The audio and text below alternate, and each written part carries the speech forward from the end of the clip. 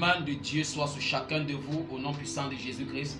Que Dieu vise chaque personne qui m'écoute maintenant au nom puissant de Jésus-Christ de Nazareth. Que une grâce spéciale se repose dans la vie de quelqu'un.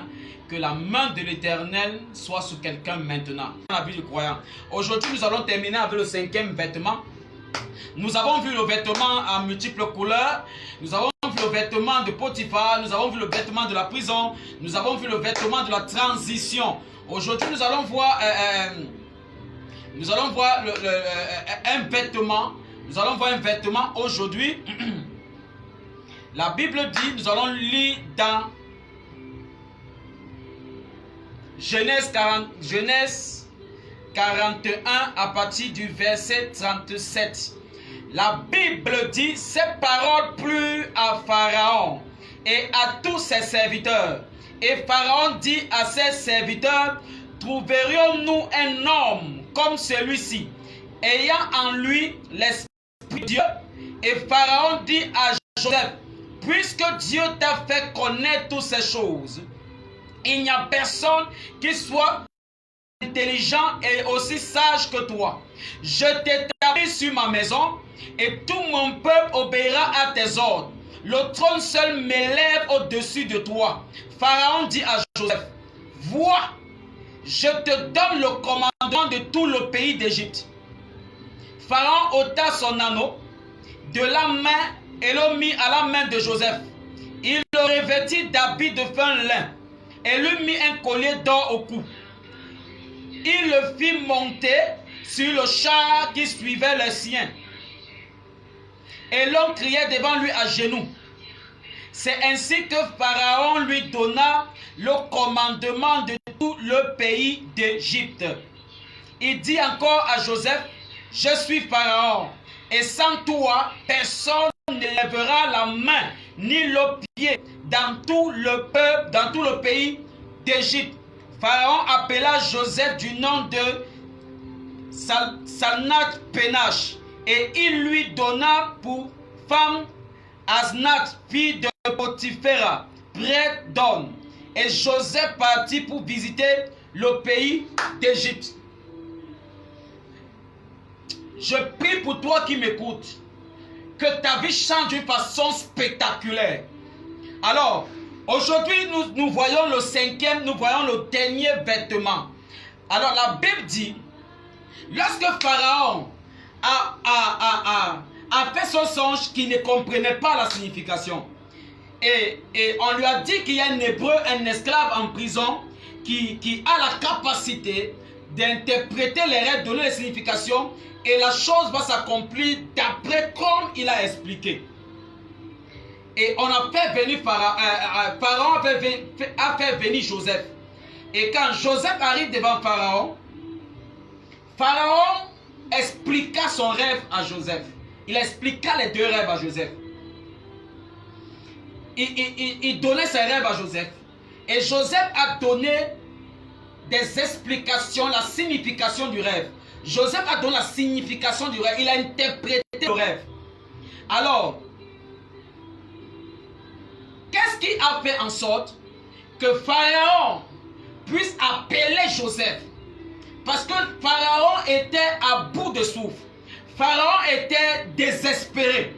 Il a appelé tous ses magiciens. Aucun de ces magiciens n'a donné la signification de son rêve.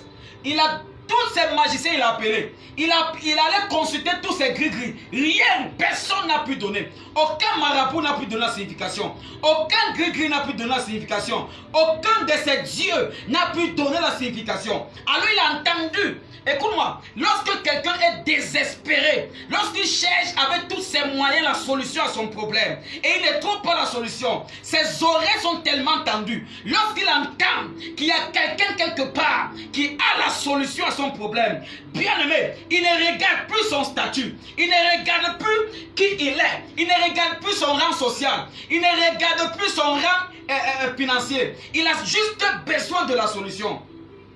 Il a juste besoin de la solution. Et c'est ça qui fait en sorte que plusieurs personnes se retrouvent dans les francs-maçonneries, se retrouvent dans les écancas, dans les vautours, se retrouvent dans les illuminati. Pourquoi? Parce qu'ils sont en quête de solution. Et Et ils se retrouvent là-bas parce que c'est la seule proposition qu'ils ont eue, qu'on les a donnée. Ils ne sont pas tombés sur les enfants de Dieu qui ont d'abord eu le temps à être formés dans le silence, dans l'anonymat, afin de manifester Dieu en public. Alors ils sont tombés dans certaines personnes et ces personnes les ont proposé ces choses. Et ils se sont retrouvés là-bas. Ce n'est pas parce qu'ils aiment beaucoup Satan. Non, parce qu'ils sont à la quête de la solution.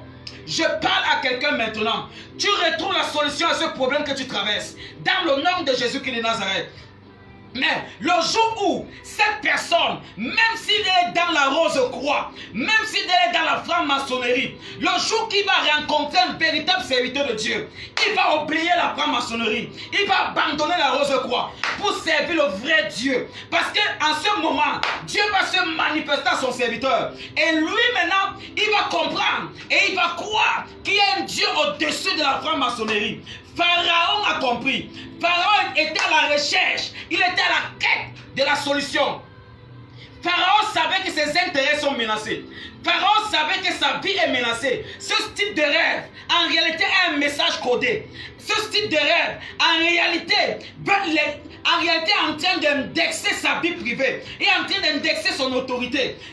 Pharaon savait, mais il avait besoin de quelqu'un qui a la capacité spirituelle. Donc il voulait quelqu'un qui était au-dessus de tous ces gris. Parce qu'il a consulté ces gris et il n'a pas eu la solution. Et Pharaon était désespéré. Et on lui a dit qu'il y a quelqu'un. Cette personne est en prison. Il est en prison et c'est un esclave. Et il peut apporter la solution à Pharaon. Et Pharaon a demandé qu'on fasse venir Joseph. Et lorsque Joseph arrive devant Pharaon, il dit à Joseph, j'ai appris. Donc on lui a d'abord dit, j'ai appris que toi, tu interprètes les rêves. J'ai envie de prophétiser sur toi. Il y a quelqu'un qui va parler de toi à ta faveur quelque part. Au nom de Jésus-Christ de Nazareth. Jésus-Christ a commencé avec 10 disciples. Il y avait 2 qui sont quittés de Jean-Baptiste parce que Jean-Baptiste leur a parlé de Jésus. Et ils ont suivi Jésus. Il y a quelqu'un qui doit te présenter quelque part. Laisse-moi te dire, il y a quelqu'un que Dieu a prévu, que Dieu a programmé avant la fondation de la terre. Que c'est lui qui parlera en bien de toi quelque part. Et tu seras introduit dans la gloire. Je parle à quelqu'un qui m'écoute. Je parle à quelqu'un qui me suit. Dieu t'introduit dans la gloire. Quelqu'un parlera de toi en bien quelque part. C'est pourquoi Dieu arrête ton témoignage aujourd'hui. Dieu arrête ton témoignage aujourd'hui. Plusieurs personnes, leur problème c'est au niveau de leur témoignage. Parce qu'ils n'ont pas de bons témoignages. Ils n'ont pas de bons témoignages. Si on vient dans ton quartier, toi chrétien, toi serviteur, si on arrive dans ton quartier et qu'on se met à faire l'enquête de moralité, est-ce que tu es sûr, même les gens proches de toi, est-ce que tu es sûr que les gens donneront un bon témoignage te concernant? Est-ce que tu es sûr? Le témoignage de Joseph vient de parler à la faveur de Joseph près de Pharaon. Cet homme a dit, je connais un homme, il peut t'apporter la solution. Et maintenant, Joseph vient devant Pharaon démontrer ce qu'il a appris dans l'anonymat. Il vient devant Pharaon démontrer ce qu'il a appris dans le privé. Aussi longtemps que tu es privé avec Dieu, tu ne feras rien en public. Tu ne feras rien. Tu seras obligé de truquer. Tu seras obligé de tricher. Tu seras obligé d'inventer. Tu seras obligé de vouloir fabriquer. C'est ça le problème de plusieurs personnes. Alors, Joseph vient devant Pharaon pour démontrer ce que Dieu a passé le temps en privé à lui former, à le former, à le remplir. Il vient face à Pharaon maintenant. Il vient démontrer. Dieu aime tout le monde. Dieu aime tous ses enfants. Mais la différence entre toi et l'autre personne qui est en train d'avancer, c'est quoi? C'est parce que lui, il sait saisir ses opportunités. Quand les opportunités arrivent vers toi, ça ne te trouve pas étant prêt. Dieu accorde les opportunités à tout le monde. Tout le monde. Le problème est au niveau de la maturité. Le problème est au niveau, est-ce que tu es prêt? Les opportunités peuvent te trouver et ça trouve que tu n'es pas prêt. Que tu n'es pas prêt. Et si ça trouve que tu n'es pas prêt, tu ne peux pas l'exploiter. Alors, c'était l'opportunité de Joseph à démontrer ce qu'il a appris dans le secret. C'était l'opportunité de David de démontrer ce qu'il a appris dans le secret avant d'affronter Goliath. Il devait démontrer ça maintenant en public. David a compris que, en voici le moment qu'il faut que ces gens sachent que dans le secret, j'avais un Dieu qui travaillait avec moi.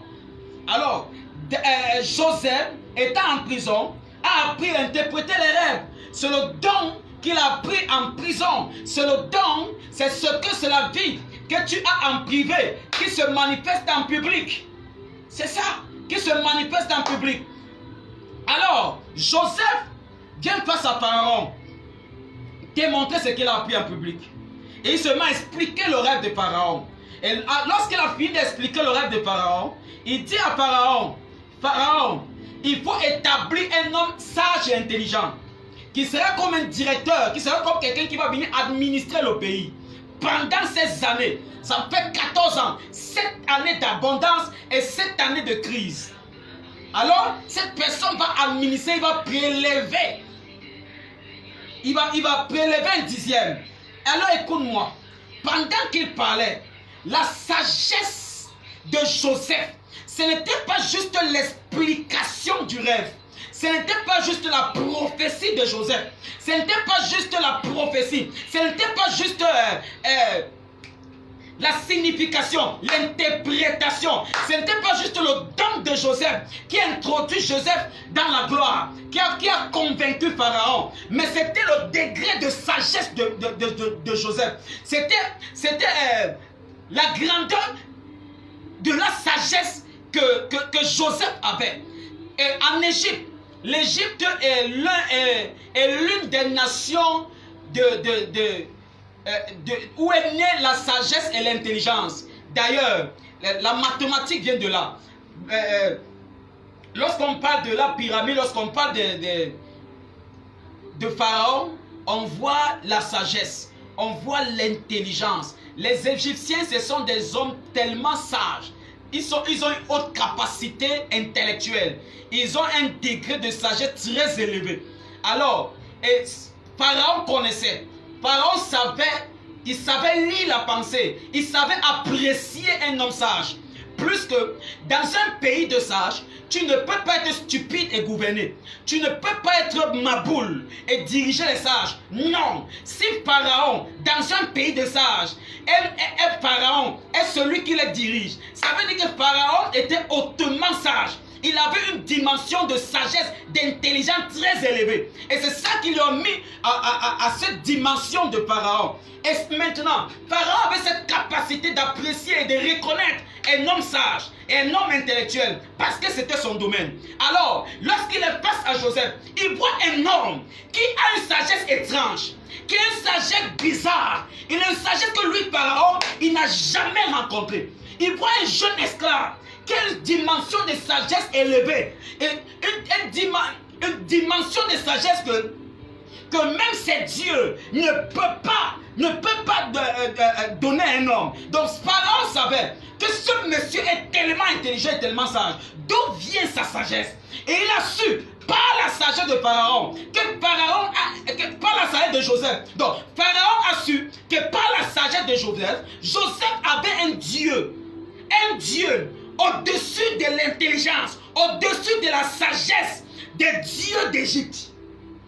Donc, malgré qu'il était esclave, malgré qu'il était en prison, il savait que celui qui était derrière la sagesse de Joseph, parce que Pharaon savait que Pharaon qui était habitué aux dieux, Pharaon qui était habitué au gris-gris, il était habitué à la vie spirituelle et mystique. Il savait que la sagesse n'est que donnée par un Dieu. Il savait qu'un homme sage, que la sagesse est régie, et ou encore est la manifestation d'un esprit. Alors la Bible dit que l'esprit que nous avons est un esprit de force et de sagesse. Donc lorsqu'un homme est sage, sa sagesse n'est que le résultat de la qualité d'esprit qu'il a, ou la nature de l'esprit qu'il a. Alors Pharaon savait que si Joseph peut avoir de telle sagesse, ça veut dire qu'il y a un esprit hautement sage qui lui donne cette sagesse. Pharaon savait ça. Et Pharaon a apprécié la sagesse de Joseph. Alors Joseph dit, Joseph n'a pas juste prophétisé. Joseph n'a pas juste interprété le rêve. Mais Joseph a donné la solution. Joseph a proposé la solution. Pendant les moments de crise, ce n'est pas le moment des prophéties. Ce n'est pas le moment des interprétations. C'est le moment d'apporter la solution. C'est le moment de proposer les solutions. Où sont des prophètes pendant le moment de crise? C'est le moment où le prophète vient et manifeste Dieu dans sa totalité. C'est le moment où, par la solution qui viendra du prophète, le peuple et les dirigeants vont croire au Dieu que le prophète sert. Donc, c'est le moment que le prophète apporte la solution au moment de la crise. Il y avait... Pharaon était dans un trouble absolu. Et la Bible dit que lorsque Saül était dans le trouble, David venait et jouait à la harpe. Et Saül retrouvait la paix. Le rôle du prophète, c'est nous orienter vers la paix et non dans le trouble. Aujourd'hui, on trouve l'amalgame dans l'église. Aujourd'hui, on trouve à l'église une cacophonie. On trouve à l'église des bêtises. Les prophéties qui viennent mettre les gens dans le trouble absolu. Les prophéties qui viennent mettre les gens dans les divisions, dans les haines et dans les rancunes. Non, la prophétie met dans la paix. Oriente l'homme dans la paix. Donc, le prophète n'est pas l'homme qui vient te donner le numéro de ton téléphone sans te donner le crédit dans ton téléphone. Le prophète n'est pas juste celui qui vient te rappeler le nom de ton oncle. Le prophète n'est pas seulement celui qui vient te rappeler le nom de ton enfant, mais il vient avec la solution. Prophétiser sans la solution est un problème, est un poison. Ça met dans la confusion. Et c'est ça le problème de plusieurs entre guillemets prophètes. Pourquoi? Parce que le désir de prophétiser les envahit. Le désir de la popularité les envahit. Le désir des acclamations des humains les envahit. Au point où maintenant, ils ne cherchent plus les prophéties venant du Saint-Esprit, mais eux-mêmes, par leur désir, parlent des bêtises. C'est pourquoi, malgré qu'il parle ce qu'il a dit là, même le marabout prophétise. Lorsqu'on n'était pas encore chrétien, on consultait les marabouts et ils nous disaient les choses exactes. Ils nous disaient les choses vraies. Mais est-ce qu'ils travaillent avec l'Esprit de Dieu? Est-ce qu'ils travaillent avec l'Esprit de Dieu? Donc, malgré ce qu'ils disent, les gens demeurent dans le trouble absolu. C'est la preuve que la prophétie ne vient pas de Dieu. C'est la preuve. Malgré les prophéties, les gens demeurent dans les divisions, dans les haines, dans les rancunes. Il y a des prophéties qui viennent mettre plutôt les haines et les divisions dans les familles. Je parle dans ta vie maintenant. Toute prophétie qui a créé le trouble dans ta vie, je viens à bannir au nom de Jésus-Christ de Nazareth. Je viens annuler au nom puissant de Jésus-Christ de Nazareth. Pendant que je commande que l'Esprit de Dieu t'envahisse maintenant, enlève toute mauvaise prophétie te concernant, dans le nom puissant de Jésus-Christ de Nazareth. Écoutez-moi très bien. Même une montre qui ne marche plus donne 2 fois la bonne heure par jour. Même une montre qui ne marche pas donne la bonne heure 2 fois par jour. Donc ce n'est pas parce que sa prophétie a été exacte. Ce qu'il a dit, tu reconnais, qui veut dire que c'est un vrai prophète. Écoute, c'est la paix qui t'apporte. Le prophète apporte la paix dans le moment de trouble. Ça veut dire que tu es dans le trouble, mais lorsque tu l'écoutes, tu te sens dans la paix. Je prophétise pour toi maintenant. Tu entres dans la paix au nom puissant de Jésus-Christ de Nazareth. Pharaon était dans le trouble absolu. Mais lorsqu'il a écouté Joseph, il a retrouvé sa paix. La Bible mentionne qu'il ne parvenait plus à dormir. Mais lorsqu'il a écouté Joseph, il a retrouvé la paix. Il a admiré la sagesse de Joseph. La sagesse de Joseph. Joseph n'a pas dit à Pharaon, Pharaon, nomme-moi premier ministre. c'est moi qui dois gérer ces choses. Il n'a pas dit à Pharaon. Mais Joseph savait que c'est lui qui a apporté la solution à Pharaon. Mais il n'a pas pris le devant. Le problème de certains chrétiens aujourd'hui, c'est parce que lorsqu'ils ont donné une idée, ils ont besoin que c'est eux qui soient dans la fiche et dans l'affichage de cette idée. Non. Dans le domaine de la musique, il y a les hommes qui travaillent dans l'anonymat, dans l'ombre, mais que ce sont eux qui font les fautes des artistes que vous connaissez. Il y a les pianistes, il y a l'arrangeur, il y a tous ces gens-là qu'on ne voit pas sur scène. On ne voit pas sur les pas, on ne les voit pas. Les pas ne sont pas braqués sur eux. Mais ce sont eux qui font la faute de tous ces artistes que vous connaissez aujourd'hui. Ce sont eux. Moi, on ne les voit pas. Ils ne réclament pas que je dois être devant. Le problème de l'église aujourd'hui, c'est parce que si tu fais quelque chose, tu as besoin qu'on te voie et que tout le monde sache que c'est toi. Tu veux diriger. Non, tu peux apporter une idée. Mais ce n'est pas obligé que c'est toi qui sois la locomotive pendant la matérialisation de l'idée. Non, plusieurs personnes veulent manipuler certains pasteurs. Lorsqu'il apporte une idée au pasteur dans le ministère, il voudrait que la chose soit confiée entre ses mains. Lorsque Jésus était avec les disciples, lorsqu'il était à la montagne avec les disciples et la foule, les disciples sont venus lui dire que Maître, Rabbi, ils ont faim. Jésus les a dit de donner à manger. Ils ont dit qu'ils n'avaient plus de la nourriture. Alors il y avait un jeune homme dans la foule. Il avait le pain et le poisson. C'est ce pain et ce poisson qu'on a pris. On a donné à Jésus, l'a multiplié. Il n'a pas redonné ce pain à ce petit garçon que distribue. Non, il a pris la donné aux disciples. Mais ce ne sont pas les disciples qui ont donné le poisson. Le poisson venait de ce petit garçon. Et le petit garçon n'a jamais réclamé qu'il voudrait que son nom soit devant. Qu'il voudrait que c'est lui qu'on donne ce poisson parce que c'est lui qui est venu avec pour qu'il distribue. C'est ça le problème de l'église aujourd'hui. Et c'est ça que Joseph avait compris. Joseph avait compris que je peux apporter la solution, mais mon nom ne soit pas figuré au devant de la scène. Il a dit, choisis un homme. Il n'a pas dit, choisis-moi. Et c'est ça qui fait la division aujourd'hui à l'église. Parce que chacun veut être au devant. Chacun veut prendre le devant. Chacun voudrait que c'est lui qu'on connaisse. Chacun voudrait que c'est lui qu'on appelle le prophète majeur. Le major prophète. Chacun voulait qu'on dise que c'est lui l'archibishop. Chacun voudrait qu'on dise que c'est lui l'évêque de tous des autres pasteurs. C'est ça le problème. Va voir dans Facebook. Va voir dans Facebook. Plusieurs avec des noms. Les major one, les major prophètes, les major bishops, les major ceci, les prophètes number one, les écrans géants, les écrans plasma, les noms comme ça, les noms bizarres. Ça sort d'où tous ces noms? Ça sort d'où? Tout ça sort d'où? Les noms bizarres, l'écran géant, écran plasma, écran ceci. Regarde. Va regarder. Va voir. Tu vas voir les noms des prophètes.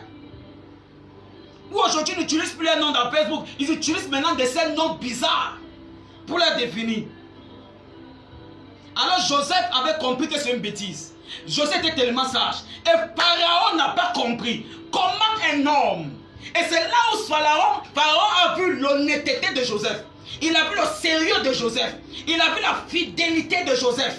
Il a vu la crainte de Joseph. Joseph apporte la solution. Mais ne dit pas à Pharaon, choisis-moi. Il dit à Pharaon, choisis un homme intelligent et sage. Mais Joseph savait que si en Égypte, personne n'a pu apporter la solution à Pharaon, ça veut dire, cet homme intelligent et sage ne peut pas être parmi le peuple de Pharaon. Parce que s'il était parmi le peuple de Pharaon, il aurait apporté la solution à Pharaon. Bon, maintenant, comme c'est moi qui suis venu avec la solution, c'est moi cet homme sage et intelligent. Mais je ne dis pas à Pharaon que choisis-moi. Joseph était tellement sage. Et Pharaon admirait ces catégories de sagesse. Et il n'y a qu'un Dieu comme Jésus-Christ qui peut donner ce type de sagesse à un homme. Et c'est pourquoi Pharaon a décidé. Oh, il appelle ses serviteurs, même ses magiciens. Il dit, est-ce qu'on peut trouver encore un homme sage et intelligent comme cet homme? Alors, c'est lui cet homme. Je prophétise sur ta vie maintenant. quelqu'un aura un problème quelque part, Dieu mettra la solution entre tes mains et ça va t'introduire dans la gloire. Au nom de Jésus-Christ de Nazareth, au nom puissant de Jésus-Christ de Nazareth. Lorsque Dieu veut élever un homme, il provoque un problème dans la vie de quelqu'un, afin que la solution soit entre tes mains, afin que la solution soit dans ta bouche, et que lorsque tu vas parler, lorsque tu parles, tu apportes la solution et tu entres dans la gloire. Je prie pour quelqu'un maintenant. Je prie pour quelqu'un maintenant. Dieu va enlever le sommeil dans la vie de quelqu'un. Et c'est toi qui viendras le redonner de ce sommeil. Et Dieu va t'introduire dans la gloire. Au nom puissant de Jésus-Christ de Nazareth. La Bible dit, après ces choses, la Bible dit, ces paroles plut à Pharaon et à tous ses serviteurs. Et Pharaon dit à ses serviteurs, trouverions-nous un homme comme celui-ci ayant en lui l'esprit de Dieu? Dieu ici est écrit en D majuscule. Donc, à partir de la sagesse de Joseph, Pharaon a reconnu que Dieu, le Dieu vivant, existe. Il a reconnu que Dieu qui s'écrit avec le grand D, Dieu que je sers, Dieu que tu sers, il a reconnu qu'il est vivant. Il dit, il parle de l'Esprit de Dieu. Il a reconnu. Or, Pharaon ne croyait pas en Dieu. Mais à partir de Joseph, il a vu la manifestation d'une grande sagesse, d'un don étrange. Et il a reconnu ce Dieu-là. Est-ce que tu sais qu'à partir de ta vie, les hommes peuvent abandonner la rose croix? Qu'à partir de ta vie, les hommes peuvent abandonner l'Illuminati. Qu'à partir de ta vie, les hommes peuvent sortir des sectes pernicieuses. À partir de ta vie, arrange ta vie. Sois prêt. Manifeste Dieu. Manifeste le ciel sur la terre. Alors il appela Joseph. La Bible dit, il dit à Joseph, et Pharaon dit à Joseph, plus que Dieu t'a fait connaître toutes ces choses, il n'y a personne qui soit aussi intelligent et aussi sage que toi. C'est Pharaon qui vient attester que personne en Égypte n'est plus sage que Joseph. Je t'établis sur ma maison et tout mon peuple obéira à tes ordres. Le trône seul m'élèvera au-dessus de toi. Pharaon dit à Joseph, vois, je te donne le commandement de tout le pays d'Égypte. Pharaon ôta son anneau de la main et le mit à la main de Joseph. Il le revêtit d'habits de fin lin. Pharaon a changé le vêtement de Joseph. Il a enlevé le vêtement que Joseph s'est présenté devant lui, qui était le vêtement de la transition.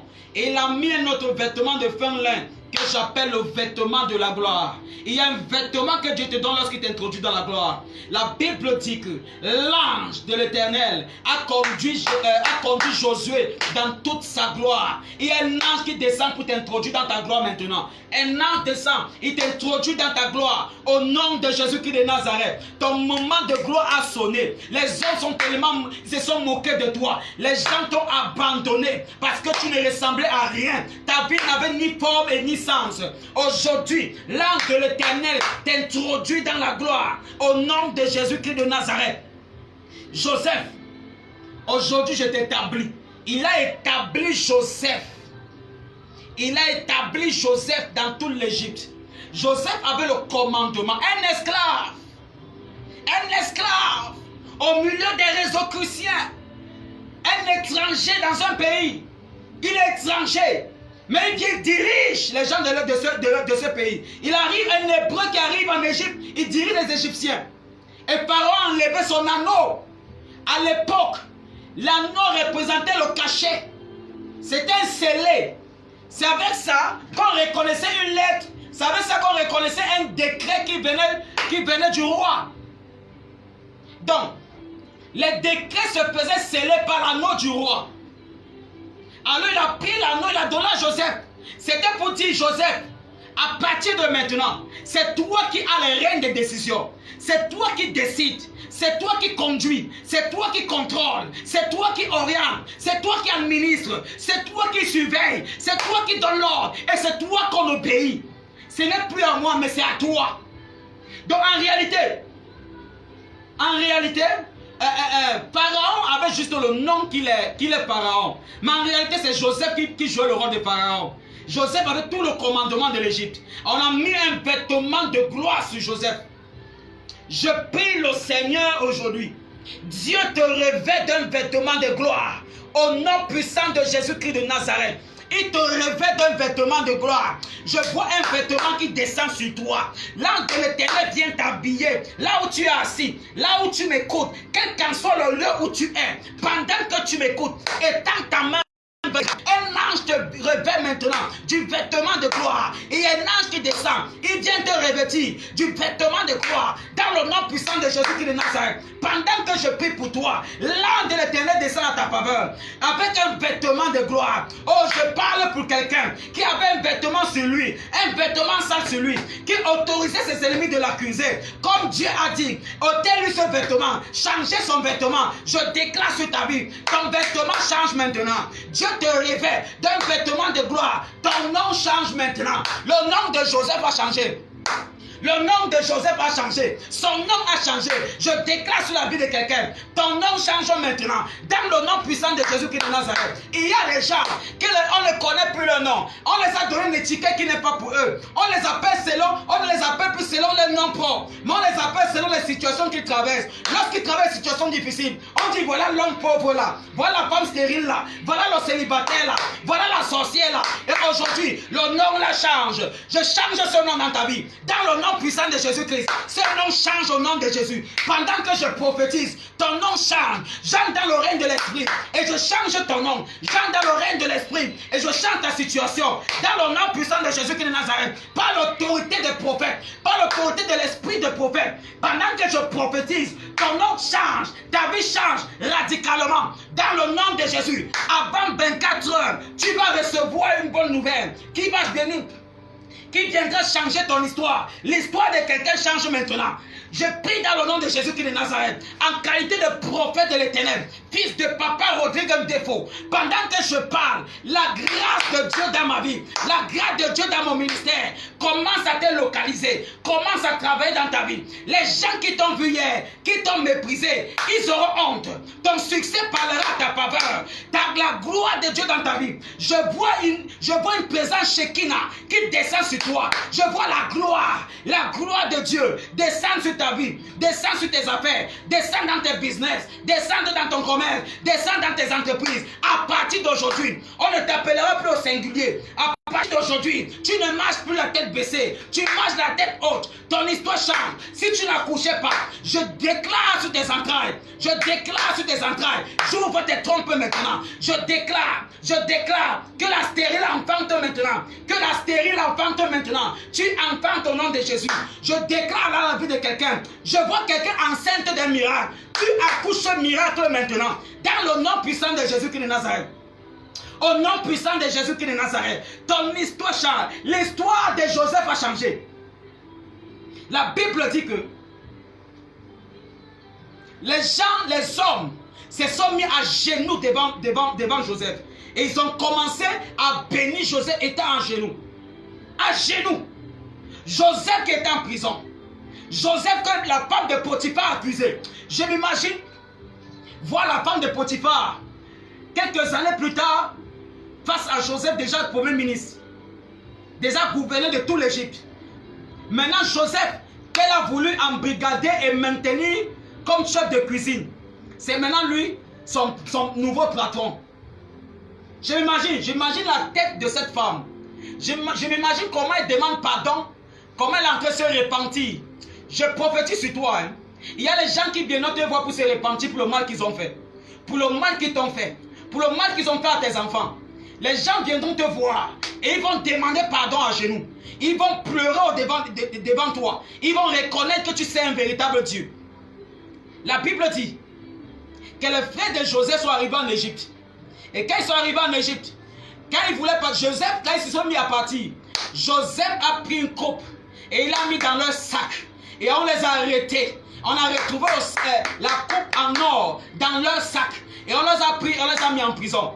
Les frères qui ont jeté Joseph dans le puits et qui ont vendu Joseph en esclavage, c'est les Ismaélites. Ce sont eux aujourd'hui. Lorsqu'ils viennent retrouver Joseph, Joseph commence à manipuler leur vie. Joseph les arrête et il met en prison. Laisse-moi te dire, il y a un moment donné dans ta vie que Dieu a donné l'opportunité à tes ennemis de faire ce qu'il veut avec toi, de faire ce qu'il veut dans ta vie, de te nuire, de te déranger. Mais il y a un temps, la Bible dit qu'il y a un temps pour toutes choses. Il y a un temps pour toutes choses. Ça, c'était un temps. Mais le temps vient. Il y a un temps où Dieu stoppe ça. Et il te donne le pouvoir de manipuler la vie comme tu veux. Il te donne le pouvoir de décider sur la vie de tes ennemis. Laisse-moi te dire que la vie, Saül poursuivait et pourchassait David. Mais il y a un jour, Dieu a pris la vie de Saül et il l'a mis entre les mains de David. Fais de sa vie ce que tu veux. Je déclare dans la vie de quelqu'un ici là. Dieu prend maintenant la vie de tes ennemis et il met entre tes mains. Et c'est à toi de décider s'ils meurent ou ils vivent. S'ils soient pauvres ou riches, c'est à toi de décider. Je déclare maintenant, Dieu prend la vie de tes ennemis. Il met entre tes mains. C'est toi qui commences à les contrôler. Tu commences à te les diriger. Tu commences maintenant à les orienter. C'est toi qui décides sur leur vie. Au nom puissant de Jésus de Nazareth, ce que tu décideras de leur vie, ça va s'accomplir avant 24 heures. Au nom de Jésus de Nazareth. Au nom puissant de Jésus-Christ. Au nom puissant de Jésus-Christ. Au nom puissant de Jésus de Nazareth. Les gens qui t'ont maltraité hier, ils vont te retrouver dans la gloire aujourd'hui. Les mêmes frères de Joseph qui ont vendu Joseph, qui ont jeté Joseph dans le puits, ont retrouvé Joseph. Joseph n'était plus la même personne. Joseph avait déjà un vêtement de gloire sur lui. Joseph commandait déjà tout l'Égypte. Écoute-moi très bien. Les gens qui t'ont rejeté hier, les gens qui t'ont méprisé hier, ils te verront maintenant sur le vêtement de gloire. C'est toi qui vas tenir le bâton de commandement. Ils te retrouveront aujourd'hui avec le bâton du commandement, avec le bâton de l'autorité. Tu vas décider. Maintenant, je déclare dans ta vie, je déclare, je prophétise dans ta vie. Dieu te donne l'autorité. Dieu te donne le pouvoir de diriger, de contrôler, de commander sur la vie de tes ennemis, sur la vie de ceux qui t'ont méprisé hier. Au nom puissant de Jésus-Christ de Nazareth, Dieu te revêt d'un vêtement de gloire. Un vêtement de gloire. Et lorsque nous regardons la vie de Joseph, avant qu'il ne puisse avoir le vêtement de gloire, oh, il n'avait pas de femme, il n'avait pas d'enfant, il n'était pas marié, son nom n'avait pas changé. Mais après le vêtement de gloire, on lui a donné une femme, il a eu des enfants. Je déclare dans la vie de quelqu'un, dès lors que le Saint-Esprit, dès lors que l'ange de l'Éternel te donne un vêtement de gloire maintenant, tu te maries, toi qui n'étais pas marié, tu entres dans ton foyer, toi qui étais dans un foyer, mais tu n'avais pas d'enfant, tu conçois. Au nom de Jésus-Christ de Nazareth, c'est la bouche autorisée de Dieu qui parle. Tu conçois au nom de Jésus. Tu conçois au nom de Jésus.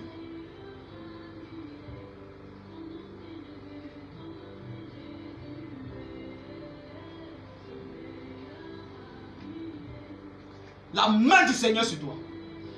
Le vêtement de gloire sur ta vie. Vêtement de gloire sur ta vie. Dieu te revêt de ce vêtement. Il revêt ton ministère du vêtement de gloire. Ton ministère qui a passé le temps à stagner. Aujourd'hui, ça prend la vitesse. Ça prend la vitesse. Ça explose. Ça explose. Ça prend la vitesse. J'étends les limites de ton ministère. J'étends les limites de ton entreprise. J'étends les limites de ton commerce. J'étends les limites de ton business. Ton business qui stagnait, ton commerce qui stagnait, ton entreprise qui stagnait, ça explose maintenant.